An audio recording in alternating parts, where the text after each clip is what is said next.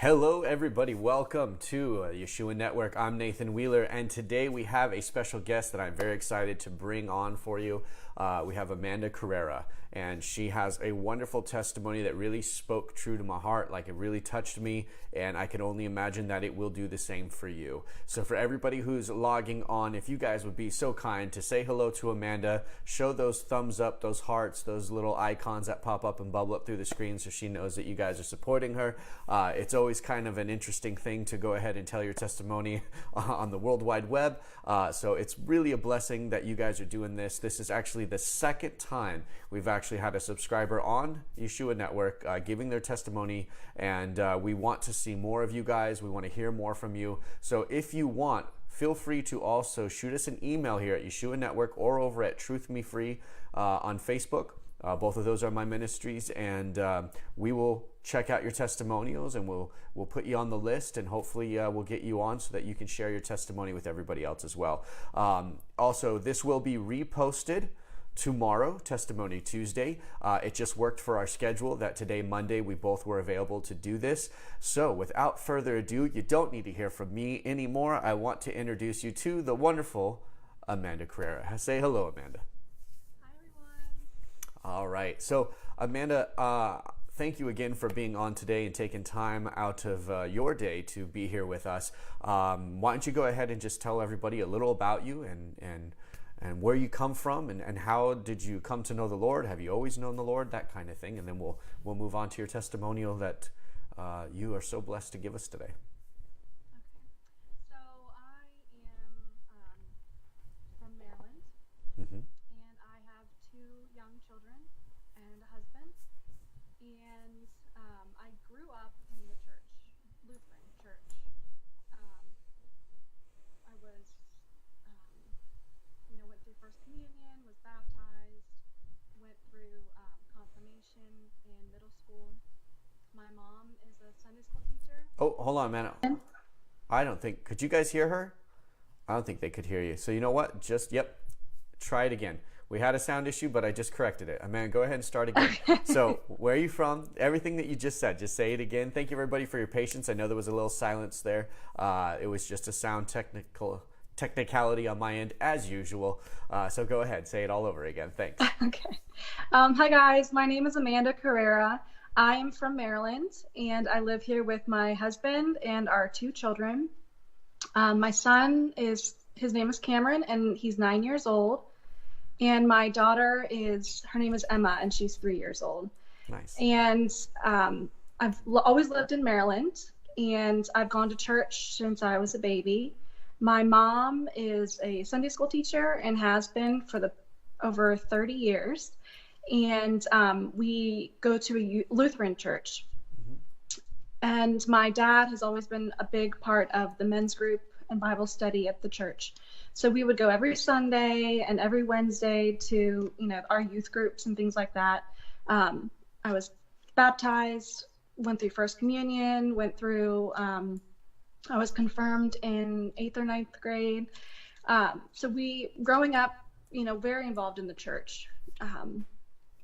We would go to the homeless shelter in Baltimore, and we would go there several times. And some of my memories early on were, just enjoying cooking and playing with the kids there and taking them Christmas presents, and really just enjoyed that part of my life. So in middle school and high school, I was really involved with my youth group, and we went to group work camp, which is basically we would go and work on homes. So we did that about 4 years in a row. That's until awesome. I was 18 and out of high school. And I really stopped going to church once I graduated from high school. I was really into working and making money and just trying to figure out college and things like that. So I would go, of course, on Easter and Christmas, but I stopped going as much as I was going when I lived in my parents' house. So at 19, I had gotten pregnant. My husband now and I had been together since I was 17. Okay. So I'm 29 now, so we've been together for 12 years. Congratulations. And That's awesome. thank you. Um, so we had been together about 3 years when I I know this is a sin to get pregnant before you're married, um, but it happened. And so basically, what I could have seen as the end of my life as I knew it. I mean, it was the end of my life as I knew it, really, because it changed everything. We found out we were pregnant, and then shortly after we got married, we did everything backwards. We bought a house, we moved into the house. But in that time frame, we went to our 19-week appointment, and we were Okay, going to find out. for those of us Sorry? who have never had kids, what is a 19-week appointment? Okay. So basically, it's almost midway through your pregnancy, and you're Okay. checking to see, you can find out the gender, you can find out the baby's large enough at this point that you can see abnormalities or any growth restrictions or any issues that happen within your pregnancy. Okay. So at this point, we were at the doctor, and she told us that it was a boy. And but then she went silent, and I could tell that something was wrong. I could just feel her energy. And I kept asking, this is my first baby. I'm 19 years old, and I'm like, well, tell me what's going on, how's the baby doing? Yeah. And she wouldn't respond to me. And Really? so So she just remained silent? Like, you were like, what's going on? She couldn't like bring up the words to talk and tell you the news? she was speechless. Yeah, she Wow. wouldn't talk. Yeah, that Yeah. would freak anybody out, I think, huh? Yeah. So my husband's kind of like, he's always been so optimistic. I think that's what's really helped me through all this. Yeah. And so she said, I'm sorry, I need to go get the doctor. She wouldn't give us any report, but apparently that's customary for ultrasound techs. They're not allowed to give you any details that they find. Right, that's true. Yep. They do So that with she me. had gone out and got our OBGYN to talk to us. And so the doctor came in. Well, I'll back up. So after she had walked out of the room, I told my husband, I said, something's wrong. I just know something's horribly wrong. And my husband's like, what are you talking about? She's probably just, not a nice lady or something. And so our OBGYN comes in, and the first thing she said to us was, how religious are you? That was the first thing that she had said to us. And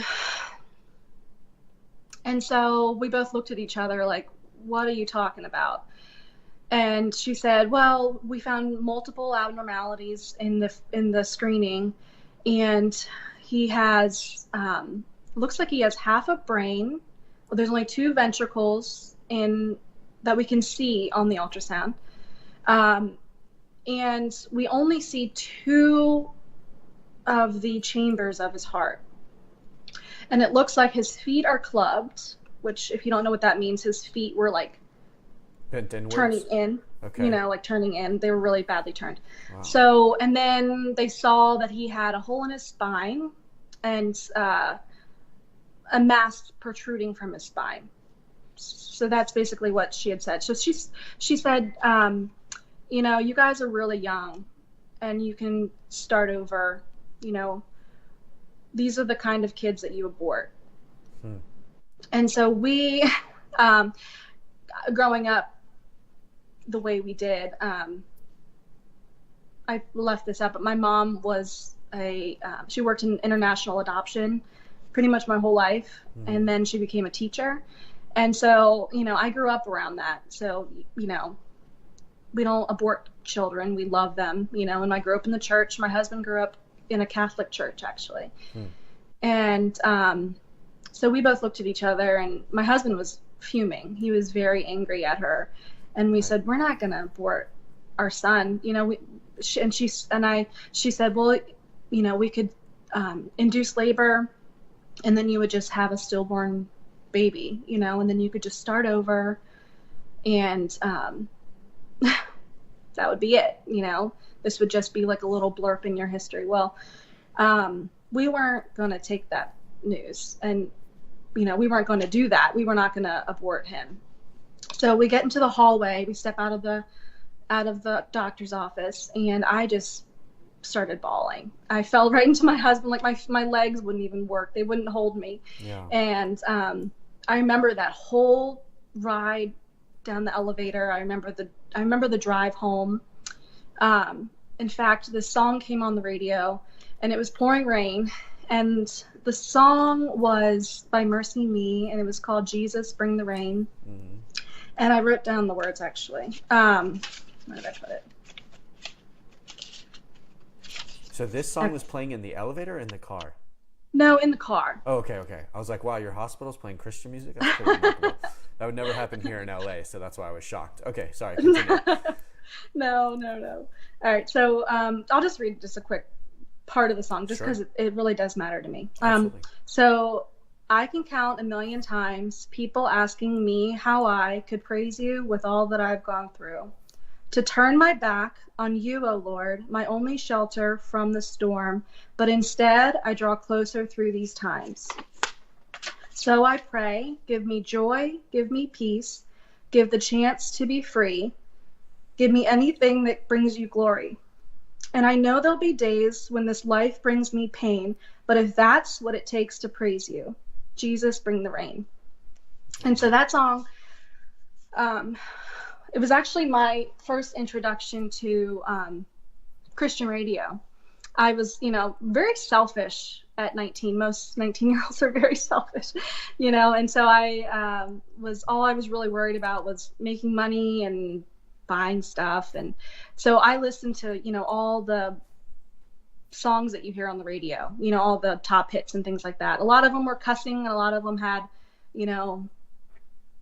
a lot of things about drugs and alcohol and things like that. Yeah.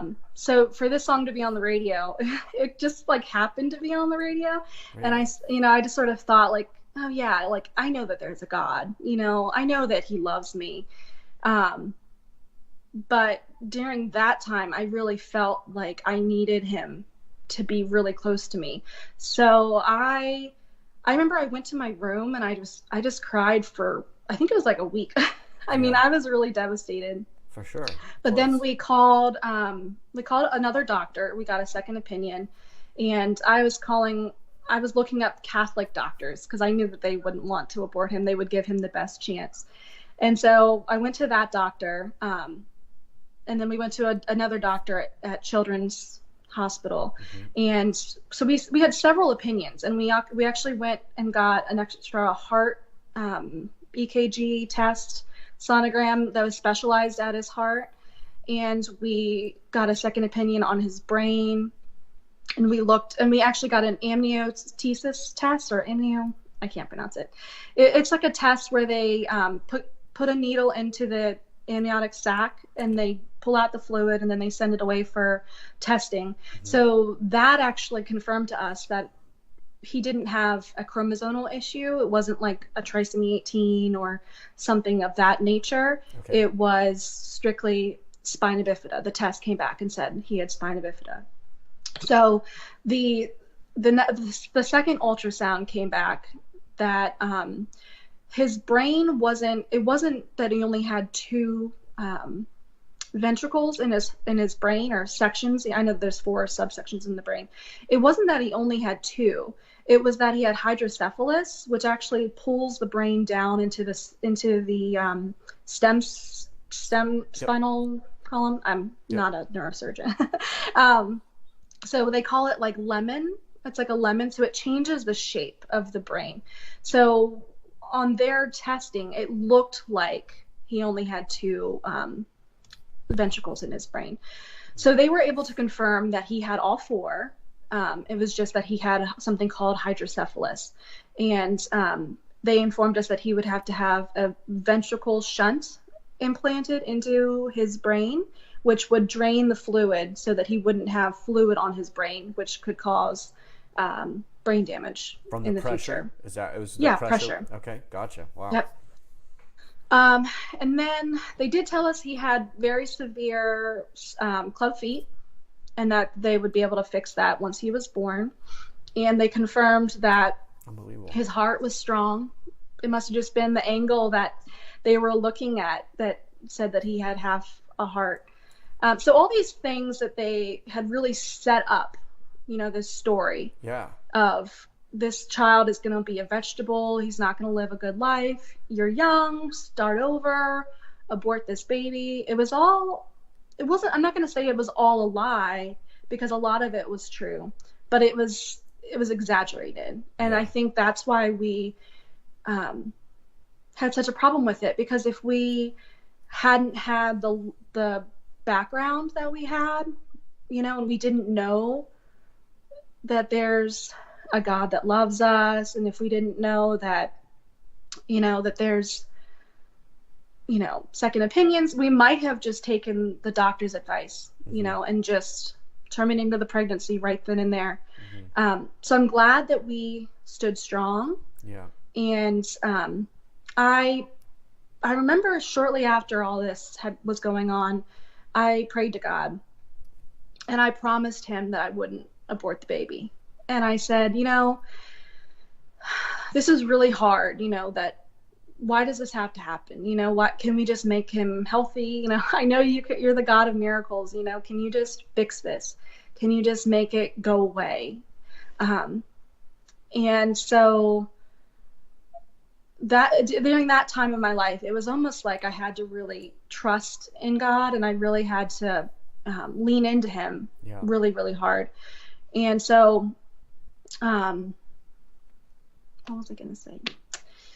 I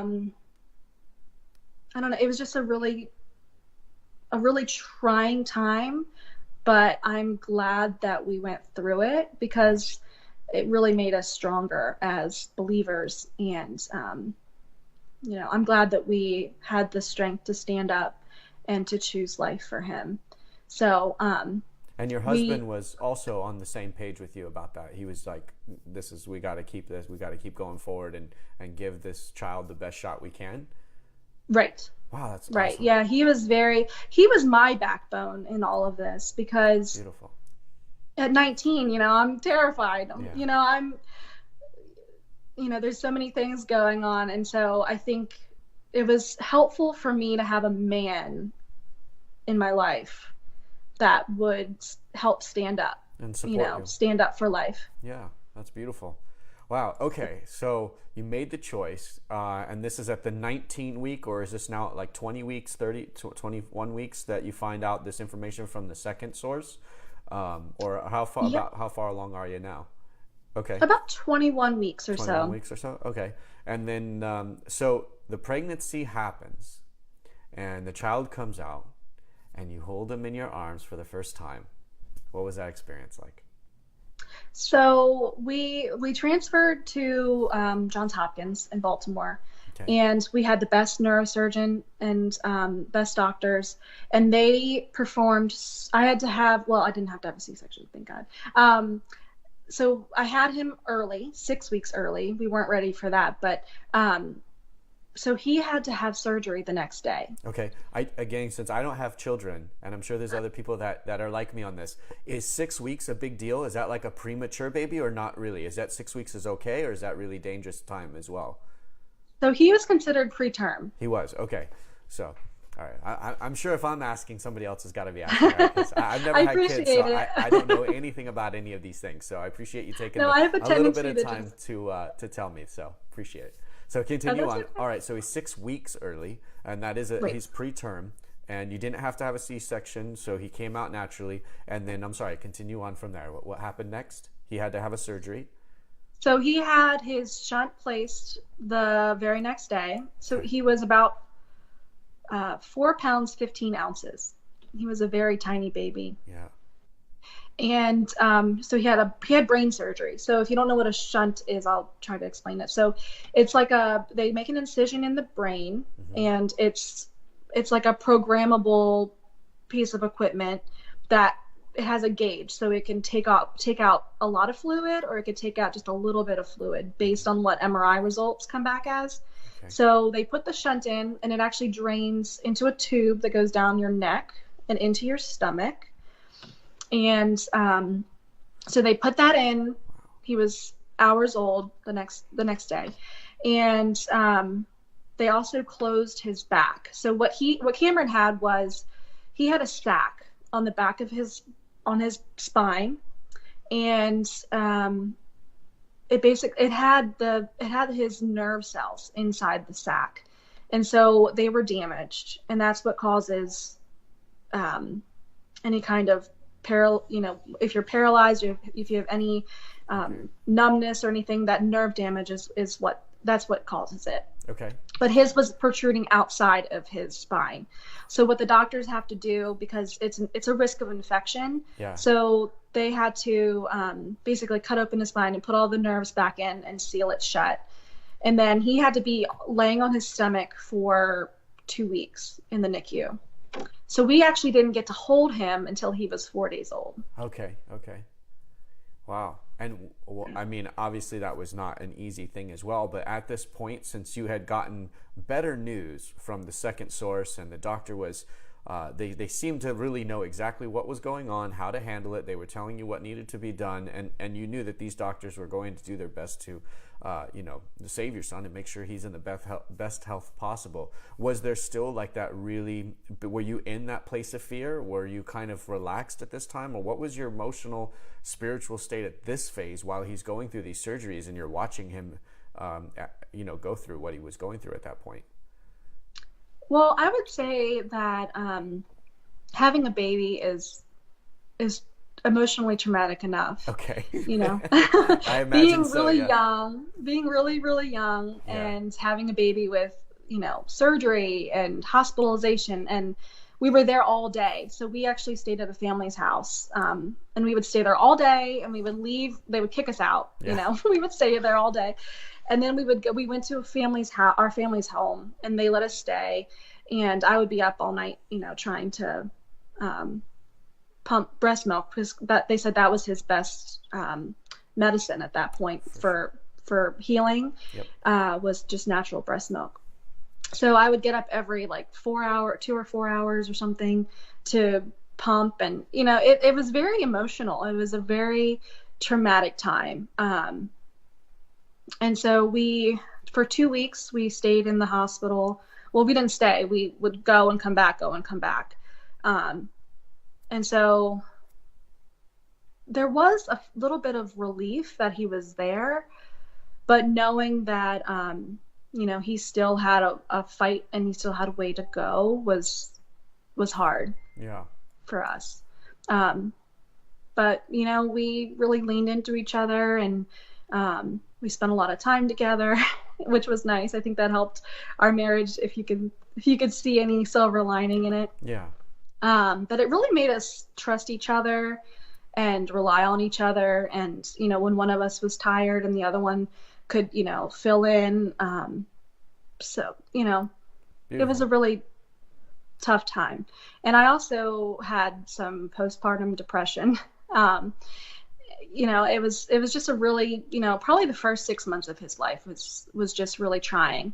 Mm-hmm. And because he had club feet, they had to cast his feet. Literally his feet were turned up under him. Ooh. So they had to cast his feet to make them straight. And then every week we had to come in to get his cast changed. It was almost like braces, Right. how they have to slowly turn his feet. Yeah. So every week we were going an hour drive to Baltimore. Yeah. So, it was a lot. And looking back now, I'm like, I don't know how we made it through, but when you look back, that's to me, it's sort of like, oh yeah, God was there. Absolutely. It definitely seems like it, for sure. And Yeah. So he's how old today? He's 9, and he's in 4th grade. And 4th grade. And how is he? What's his health like? He's doing really well. He's had 8 surgeries since he was born, including that first surgery. Okay.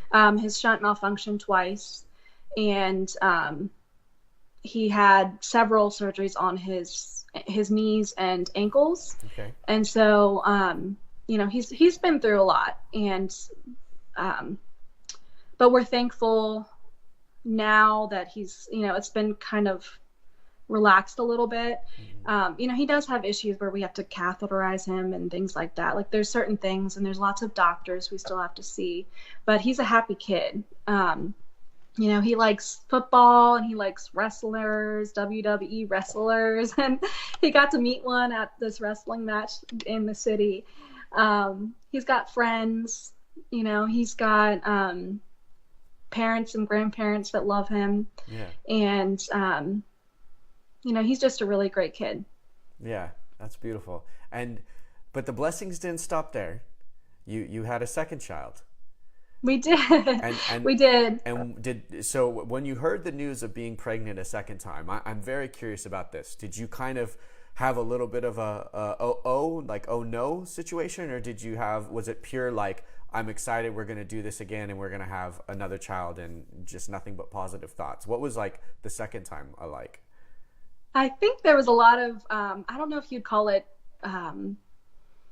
what is it, PTSD? And yeah. I hate to use that term. I know that people come back, from war and things. I really do hate to use that term, but it was almost like a psychological, like terrified of the doctor. There is this fear of like, is something going to happen? Right. And they did find a few things that were going on with her. And one of the blood tests actually came back that said she had like one in 120 or one in 270 chance of having Down syndrome. And I had to pull my car over and I couldn't breathe. Not that we wouldn't love her, but it would take away from Cameron, and so I just accepted it, and I called my husband and I said, it's not 100%, but this is just a blood test. And so we had to pay all this money for this really big genetic test to be sure. And so that test came back. We knew at 12 weeks that she was a girl, which I was ecstatic about. And we also knew that 100% she did not have any chromosomal defects or any spina bifida, none of that. Okay. So I was very thankful. But you still, as a mom that has gone through something as traumatic as that, you do kind of tread lightly. Yeah.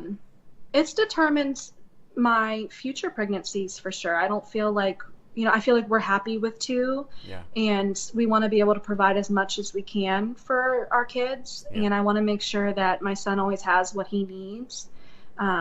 In fact, we bought a handicap accessible van. Our community actually rallied together to help us with this seat that it comes out of the car, and then he can transfer over and he can get into it, which is great because now he's 82 pounds. Yeah. That sounds helpful. And we had a townhouse which had tons of stairs, and we found a home that is all handicap accessible. We put in a ramp, we're modifying the bathroom. So, it does affect your future decisions, but I wouldn't have it any other way. Yeah. Well, praise the Lord. Praise the Lord. All right. So what's awesome is you have a wonderful picture that I would like to show everybody, just so everybody can see the family now. You guys, okay. How awesome is Amanda's story? She kept the faith. The Lord has blessed her, not with 1 child, but with 2. So if you guys will, here she is with her family, her husband and her 2 kids. How beautiful is this family, guys? Awesome, right? So, just loving it. All right, so there you guys see. That's what her family is today. Beautiful, looking healthy as can be, and an absolute blessing. And now you have a testimony. You have this amazing testimony that you get to share. And I'm telling you, I don't have kids. I obviously I've said this like 3 times, but it's just because I know that for parents, that one of the things I hear all the time is like, if you don't have a kid, you don't know. I hear that sentence all the time. If you don't have kids, you don't understand. And I totally acknowledge that. But you both and your husband inspire me in the sense that you were so young. It inspires me, the family that you grew up in and where you came from. if you know my story, which you do, you had told me you watch my series, which is funny because, the oath that I made to God when I was 4 or 5 years old was in my Lutheran church. I don't know if I said that in the series, but it was a Lutheran I do church. remember that, yeah. Yeah, and I didn't really have a family that believed. Granted, it allowed me to walk the path that I've walked, which has brought me here today. But to hear stories of families that are of the faith and supporting each other and raise their children up in the way that you were raised up, to me, that's inspiring, because I see the world around us today, and I see the children, at least around me in the world I live in here in LA. And it's just not, it's not a world that I see I'd want to bring children into. But when I see families like you, and I see people like you and your family, it's inspiring, and it makes me go, well, maybe there's hope. So I really, really appreciate you sharing this with us, and being open to share this with us. And if you're okay with it, I'm sure other people have questions for you. Could we open up the floor for maybe some people to ask you questions before we Sure. log off? Okay. So if you guys want, Amanda's open. I'm sure I've asked my questions, and I am totally inspired. Do you guys have any comments or any questions you want to ask? I do see some comments here, so let's see. I know you can't see the comments, unfortunately, Amanda. So Amanda's Skyping into me, so I have to read the comments for her. Some people said they love that song. We have some hallelujahs for what you were going through and the faith you kept.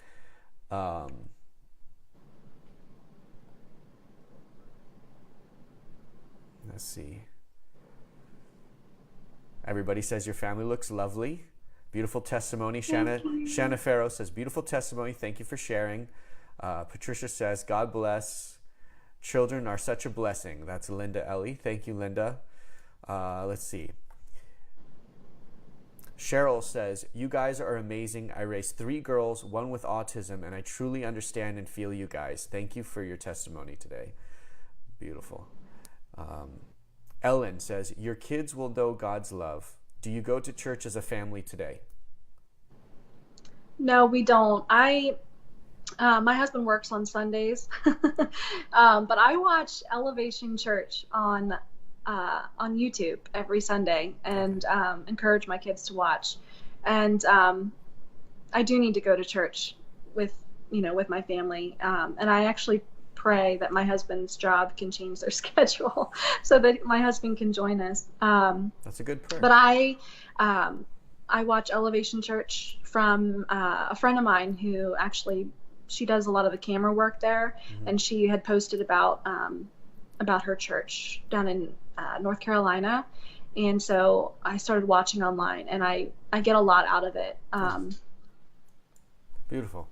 That's God bless technology. Right. That's a wonderful thing. We're here today, and we're fellowshipping via the internet from people all around the world. So it's a beautiful thing. All right, you guys. Well, if you don't have any other questions, I think I probably asked most of the questions, but is there anything that you would want to say to any young families, or any family of any age, I guess, honestly, who might be facing a scary moment like you did with both your children? Is there anything you'd like to say to those families, those young couples, or who are about to receive a child, or who are just received bad news? Is there anything you'd like to just speak into them at this time? Yeah, I want to say that, despite what the report says, despite what the doctors say, that each child that is made in our womb is made in his image, and they are children of God, and they are worthy of love. And I think it is our job in our generation to uphold the sanctity of life. And I think it's really important that we, share these things, and we talk about it online. I shared my story a lot online. Nice. As it was happening. And a friend of mine had called me, and she said her sister was pregnant, and they got the same diagnosis, spina bifida. And she had asked, could my sister call you or talk to you or meet your son? And I said, of course, I prayed for this. I wanted somebody, if this was going to happen to me, I didn't want it to be in vain. I wanted to be able to um, help somebody. That I said that I prayed to God. I said, I don't want this to be, I don't want it to end with me. I want to be able to share our testimony, and I want to be able to help somebody. So this friend, she met us. She called me and met Cameron, and she decided to choose life for her daughter.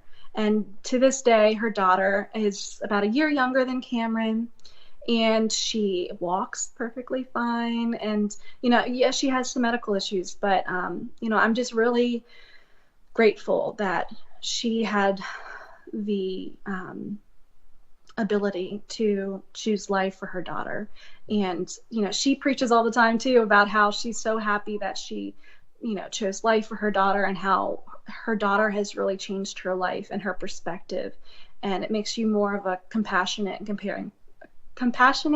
and, understanding person that, to go through this, I feel like has changed my heart in ways that if it would never have happened, I just don't think that my heart would be changed in such a way. So I'm actually grateful for this to have happened. It's hard to watch your child struggle, but I think God knows what He's doing. Yeah. He doesn't make mistakes, and Amen. Awesome. we love Him. Yeah, amen. Well, we are truly blessed. I absolutely am inspired by your story, and I am, again, just want to thank you. For everything you've said today and shared, and I'm sure it will speak into somebody's life. And it's great that we at Yeshua Network can have people like you guys out there come on and tell your testimonies, because obviously everybody's life is so different. And obviously my life is one way and yours is another, especially kids, no kids, or family, no family, moving around, or somebody who grew up in the same church their whole life. There's just such a variety, and everybody's testimony can speak to somebody out there in a way that another person's can't. It won't touch them the same way. And I know that your testimony is going to be a blessing to somebody who really needed to hear it. And we have a lot of people here at the Yeshua Network. I'm also going to share it at Truth Me Free, my other ministry. We'll also be sharing it at #BeTheLight group. And we hope that you guys will join us on those pages as well. If you guys have any further questions for Amanda, feel free to leave your comments. If you're watching this pre-recorded, if this has already been recorded, you're not live with us now, leave your comments on the video. It will be on Yeshua Network. And Amanda, of course, you're welcome to go and reply to comments and questions that anybody might be asking you. And of course, you guys, no matter when you see this, if you want to lift up Amanda's son and her whole family and her in prayer, of course, we welcome that. And we always, I believe very much in the power of prayer. I personally have seen miracles happen. Amanda has testified today of the power of prayer and faith. And also on top of that, this Testimonial Tuesday thing that we're doing. Yes, today is Monday that we're shooting this, but this is for our Testimonial Tuesday tomorrow. Like I said, we're recording it today. But there's something that I wanted to testify about, since I'm going to post this tomorrow. What I have seen you folks doing on the videos that we post, or for Testimony Tuesday, has inspired me, and it really just gives me unbelievable hope. You guys give your testimony in the comments, and then you guys respond to each other, and you edify each other, and you strengthen each other, and bless each other, and that inspires me beyond words. I can't tell you how much more I'd rather see your testimonies than tell my own. Of course, I love to testify of God because I'm grateful, but when I see so many other people testifying of God, that is what just makes me go, wow. And so I want to encourage you all to find your testimony. There is something in each one of your lives that you can absolutely testify of, even if it's that you were a believer your whole life. That is a testimony. Some people aren't blessed to actually know God and walk with God their whole life. You could talk about the times where you struggled or where life tempted you, but you stayed on course. That's a testimony. So some people think that testimonies are just people who come from a hard place and move into a blessed place. And that is a version of testimony. But being somebody who walks with God your whole life is an amazing testimony, and they're not told that often. So if you have that kind of testimony too, share it. My point is simply this: you do have one. If you have a relationship with God, if you've come to know God and He has blessed you in your life, even just one moment, that's a testimony. Share it, and share it often. And Amanda, we all thank you here at the Yeshua Network for being a part of what we have going on here today with you. And, keep us posted, please, with your family and how things are going. And yeah, we will talk to you again soon, I'm sure. All right, everybody, I'm Nathan Wheeler, signing off for the Yeshua Network. Thank you very much, everybody, for coming on. And Amanda, if you'd like to say a goodbye real quick, and we'll log off. Thank you, everybody, for listening. And I really appreciate your time. Amen. Me too, you guys. Really appreciate you. All right, we'll be back soon. And remember, guys, hashtag Be the Light on the 22nd. And every Sunday, we're doing an entire Bible read through. Genesis 21 through 25 is this coming Sunday. If you guys haven't yet, go on